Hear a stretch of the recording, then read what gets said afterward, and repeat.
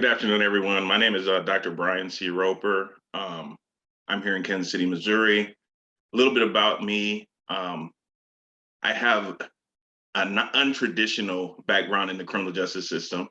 And by that, I mean, I served 15 years in the Missouri Department of Corrections from the years 1999 to 2014. Since being released from incarceration, I completed my undergraduate degree at the University of Central Missouri in 2015. I then went on to complete a master's degree at Colorado Tech in 2018, and just recently finished my PhD at Walden University in November of 2021. Um, the title of this research was the Former Offender's Perspective on the Effectiveness of the Missouri Reentry Process. And it's a very important topic because it's one that I've had to go through personally. And I really wanted to understand other people's ideas of what they learned or grasped from the system as they were going through the same process. Next slide. So a summary, the purpose of this study was to learn the effectiveness of the Missouri reentry process based on the perspective of former Missouri inmates. The study was conducted using a qualitative research method with a phenomenological design. Next slide. The research question that I used was, how effective is the Missouri reentry process at preparing offenders to reacclimatize and reintegrate with society while overcoming the social economical hardships after release from the perspective of former offenders? So one of the things that I learned while doing the background research is that many inmates, when they're released, have the same type of social conditions and economical conditions. It's very difficult to find a place to stay, and it's very difficult to find jobs. So we wanted to look at the Missouri reentry process from that standpoint, because one of its dictates is that it helps inmates after release with these necessary tools to reintegrate and reacclimatize with society. Next slide. The participants and sample size. Primary data was collected via interviews. I took the time out to do face-to-face interviews with former Missouri inmates all over the state. To be included in the survey, they had to serve at least one sentence in the Missouri Department of Correction, and just understanding the recyclical nature of the prison system. I knew that you might have some inmates that have served time in different states, but I wanted to ensure that they had served at least one sentence in the Missouri Department of Correction. My participants were all male, and they had to no longer be under any type of supervision, be either parole, probation, or court. And the participants had to participate in at least one program under the Missouri Reentry Process program overview while in the Missouri Department of Correction. The final sample size was 15. Next slide.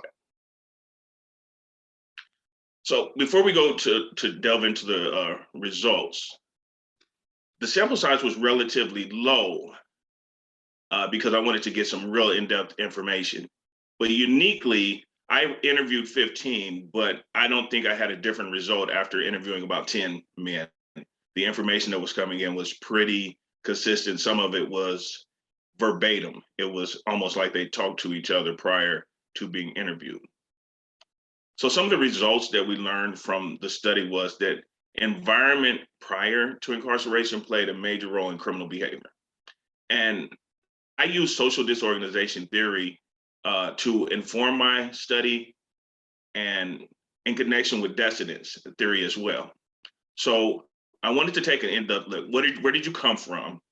What role did that play in your criminal behavior prior to incarceration?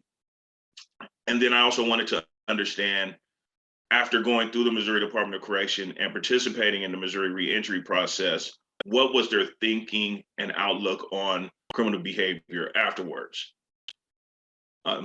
So many of them had a different thinking pattern about what they viewed crime and how they looked at crime. But they also talked about the conditions in the Missouri Department of Correction hindering the rehabilitation and reentry process. And in other words, many felt that the punishment that was rendered in the conditions of how you had to live. And many use terms of you had to be almost animalistic to survive the environment. So although they learned and grasped concepts from these programs, the actual state itself prevented them from putting those things into practice in their everyday life. So yes, some guys have valuable information. People specifically talked about impact of crime victims class, how it showed them how things that they didn't know about crime and how to develop empathy for victims of crime. Classes like impact of criminal thinking, vocational classes were always spoken highly of. The problem with these programs, as the participants seen it, is that there was no connection between what they learned inside and the reality of what they faced once released. So, one even said, the Missouri Reentry Process stops at the front gate of the prison. So if we just took an overall view that all 15 said it was just not, Missouri Reentry Process is not effective at helping them reacclimate or reintegrate. Next slide. Connection between the literature and the findings. So one of the things that we did find out, social disorganization theory is still a very valuable theory, and this is why. Traditionally, we looked at social disorganization theory as a theory that was only significant in urban populations. And so since I was able to interview people from different socioeconomical backgrounds, both before and after incarceration, what we learned is that those key elements that formulated the social disorganization theory, such as social cohesiveness, level of education, economical mobility, homogeneous populations, still have an effect on how people view and view crime and themselves. So if you have, for example, one of the participants grew up in an inner city environment in the projects, and at the age of 16 was adjudicated as an adult and sent to prison for 25 years. So for him, his environment was the only thing that educated him on what values and morals he should have and what he should be doing in life. And it wasn't until he was incarcerated that he began to take programs that he seen that there was something different he could do. But he also talked about, this individual also talked about the significant harm done to him in prison. Because he was at such a young age incarcerated, it was very difficult for him to adapt. And he almost had to defend himself for trying to change himself. So that's one of the things that we learned about prison in and of itself, is that it's not an environment that is conducive to change. One of the things also that I learned is that measuring recidivism in and of itself is not a true measure of the effectiveness of any program. Recidivism simply measures whether or not a person went back to jail or not. The reality of it is many men will go back to prison at some point in their life. And in fact, as of today, I just looked it up, Missouri's recidivism rate is still at 43.9%. That means that only 64% of people who are released, of the 19,000 people who are released yearly, are successful on parole.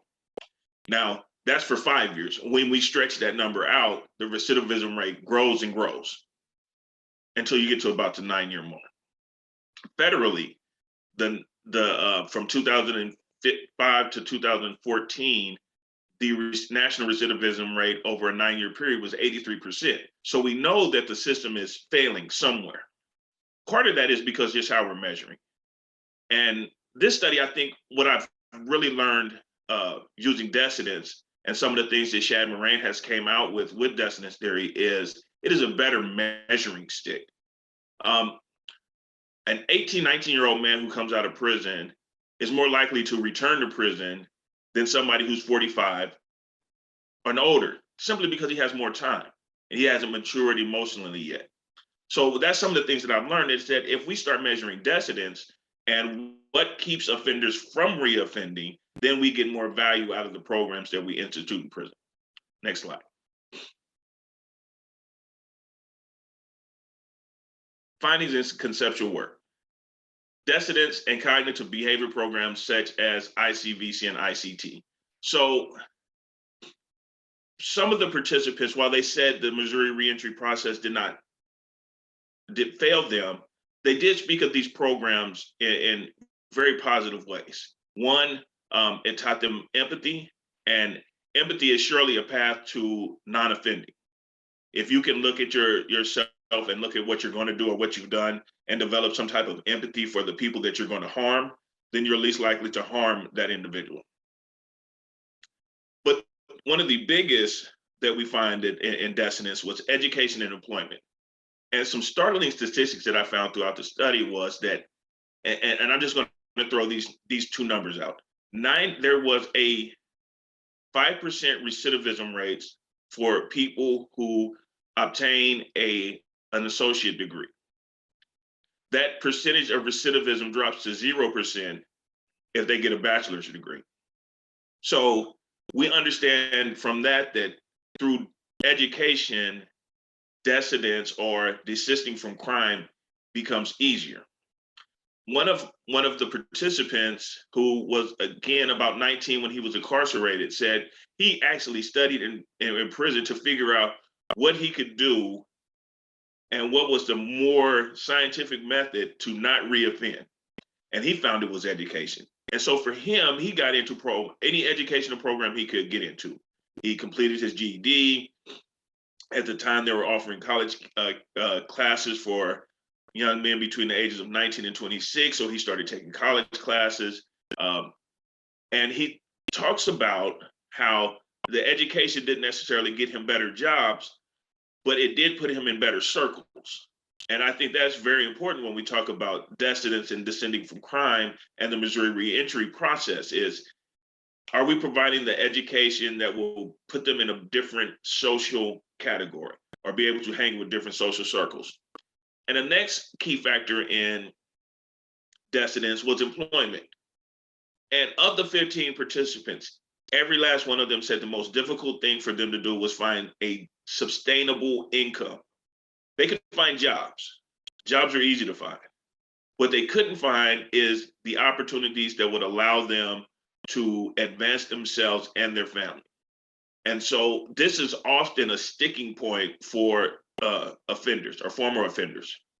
And some of the ones who had repeat offenses talked about coming out of prison, not being able to find a job, and reverting back to what they knew prior to prison.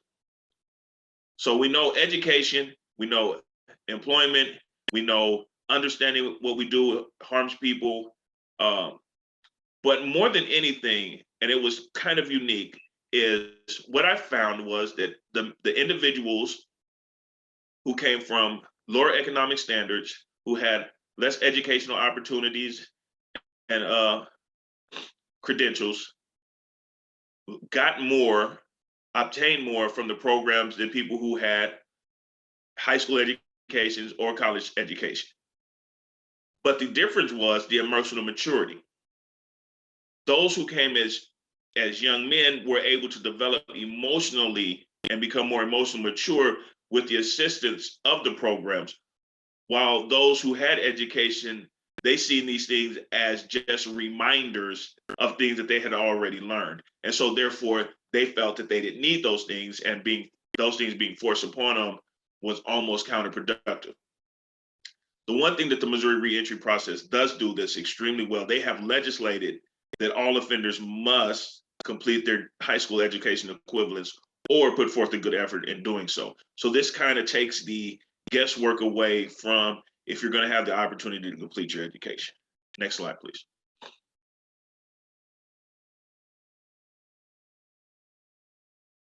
Limitations of the study. It was a small sample size. It was really small, and I wish it could have been a little bit bigger, but that would have been a lot of interviewing. And due to the inclusion criteria, I was unable to allow some of the volunteers to participate. And what that did is we almost skipped an age bracket. So it was really difficult to find anybody under 35 who had completed their sentence, which means we don't have a real voice of the younger population in this particular study. and we don't have the voice of people who are still under supervision, which might be a little different because they're directly connected to that situation. Next slide. Social change implications. What we really learned that there's break points in the criminal justice system, and those break points are opportunities for change. So the Missouri Reentry Process, and I'm going to reach for a piece of paper right here, but I just want to show a visual of what I'm going to say. So these 21 pages are the programs that the Missouri Department of Correction offers. Over 300 programs. And you would think that with over 300 programs, that the system would be one of the best in the country. Unfortunately, it's not. So what is it about those 300 some programs? Well, one is they're not offered at every institution. And so often inmates would have to make a decision, do I want to go across the state and be away from my family for the opportunity to take a program? And often that time that answer is just simply no, it's not a value to them. So that's a broke.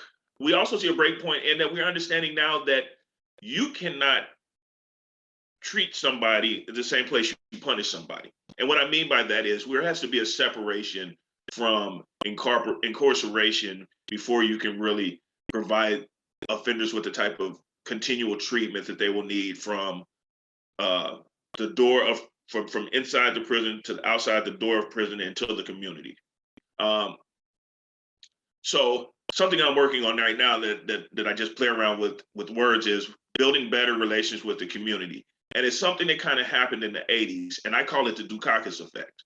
So during that campaign, you know, Democrats were looked at as being soft on crime. And so we toughened our penalties on crime, but we've never shifted to tell the community that, hey, we have some really dynamic programs that help these men and women transform their lives. And it would be really helpful if you give them the opportunity to show that they have improved themselves and they're no longer criminal or have criminal thoughts or behavior. So we can build better relations with the community. The development of programs. I believe in programming. I've developed my own reentry program based on the things that help me be successful after release. And I believe that we have to continually aid men and women as they transition. And that transition cannot stop at the door, as in saying, we've taught you all that we can teach you, now go apply. These men and women, and particularly this study, the men need continual support once released. And another thing is, once we've done these things, we can foster healthy behaviors, and healthy behavior improves the health and the wealth of the community.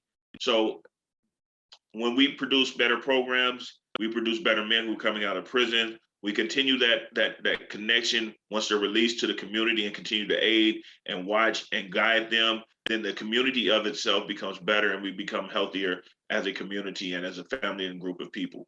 Next slide. Conclusion. So, as I stated earlier, the Missouri Reentry Process, according to this study, is not effective, nor is the Missouri Department of Correction. One of the other things that we can say is real change comes within, and that no one program is the catch-all be-all, and that somebody who changes and decides to be something better will reach out and make the necessary steps to do so. Change without opportunity is counterproductive. If we expect offenders to change, then society has to change how we react to offenders once released. If you want them to desist and become true desisters from criminal behavior, then you have to accept that their past is their past, and we have to move forward. And the last thing that I would like to say is the road to desistance has several off ramps, but none of them lead to change. So yes, some people will go back to prison. Some people will reoffend. And those people will take time to realize that their continued behavior will have the continued same results. But we cannot simply give up on them. We have to continue to try to get them to recognize the road that leads to success is one that does not involve criminality. Next slide. Any questions or remarks that you have, I am open to answer if we have time. Awesome. So we do have our first question up, but before I hand that over to you, I will remind you that you can enter your question in the chat. And again, we will get to those as time allows. Our first question is, did the study participants indicate the educational opportunities offered to them while incarcerated could not be leveraged because the crimes they committed prevented them from advancing into certain careers? That was not directly mentioned. It was more difficult. What that the problem was, you had to be a certain age group. So the men who might have known and realized, okay, I need some different education, oftentimes were excluded from the college programs, but they could participate in the vocational trainings. Thank you. Our next question is, have you heard of the program called Reaching Out from Within? It was created by two individuals who were incarcerated at Lansing Correctional Facility in Lansing, Kansas. I have not, but I have actually gone into Lansing and with my church, like within the last year. So we are actually trying to work to get some things going in Lansing right now. Awesome. How did you get approved for a protected population? Okay, so this was I did not actually use a protected population. That's why I wanted some of the qualifications were that you had to be off of any supervision. And that was deliberate because I wanted to have a done dissertation. Now that I have a done dissertation, I would probably take a more aggressive approach in doing the research and probably include those who were still under supervision, which would make them a protected population. Good question, though. Next question is, can we read more about your study? Yes, it is already published in ProQuest, I believe. And to add to that, of course, we will give you the information necessary to reach out to our wonderful presenter if you'd like to go into more detail. And our last comment that we have is that you are a model and beacon for many, Dr. Roper. Very well done. If we have any additional questions, go ahead and put those in the chat. We have time for a couple more. You're getting kudos for this being such a wonderful and inspiring session and how you are such a great role model. I'll thank everybody. I believe we have answered all the questions. Dr. Roper, I will ask, do you have any other final remarks you'd like to include? Only thing I would say is let's just work on reforming this system, guys. So many bright people at Walden University. We can make a real impact if we just work together. Awesome. Thank you. And thank you everyone for joining us. We hope that you take advantage of the opportunities to attend other academic events hosted by Walden. Please also watch your email for instructions on how to access the session recordings, and be sure to complete the event survey. We look forward to hearing your feedback. And in addition to that, please return to your session catalog to join the next session, and we will also include that link in the chat right now. Again, thank you all for joining us. Enjoy the rest of the symposium.